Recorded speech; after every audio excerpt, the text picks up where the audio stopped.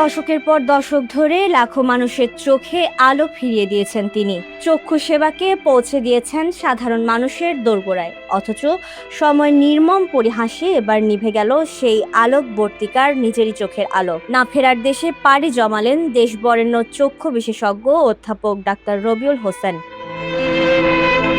শনিবার দুপুর 12:30টায় চট্টগ্রামের ইম্পেরিয়াল হাসপাতালে বার্ধক্যজনিত কারণে শেষ নিঃশ্বাস ত্যাগ করেন চট্টগ্রাম চক্ষু হাসপাতাল ও প্রশিক্ষণ কেন্দ্রের প্রতিষ্ঠাতা ও ম্যানেজিং ট্রাস্টি অধ্যাপক ডাক্তার রবিউল হোসেন। মৃত্যুকালে তার বয়স হয়েছিল 92 বছর।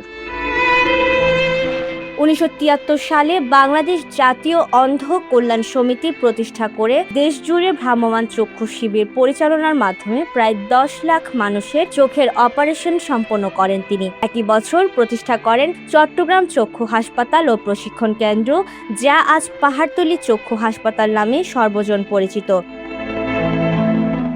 দেশে বিদেশে চক্ষু চিকিৎসায় অসামান্য অবদানের স্বীকৃতিস্বরূপ তিনি পেয়েছেন অসংখ্য জাতীয় ও আন্তর্জাতিক সম্মাননা। তারই উদ্যোগেই গড়ে ওঠে বিশ্বমানের ইম্পেরিয়াল হাসপাতাল ও নার্সিং ট্রেনিং সেন্টার। অধ্যাপক ডাক্তার রবিউল হোসেন আর নেই, কিন্তু তার হাতে আলো ফিরে পাওয়া লাখো মানুষের চোখে আর তার গড়ে যাওয়া প্রতিষ্ঠানগুলোর মধ্য দিয়ে তিনি বেঁচে থাকবেন অনন্তকাল।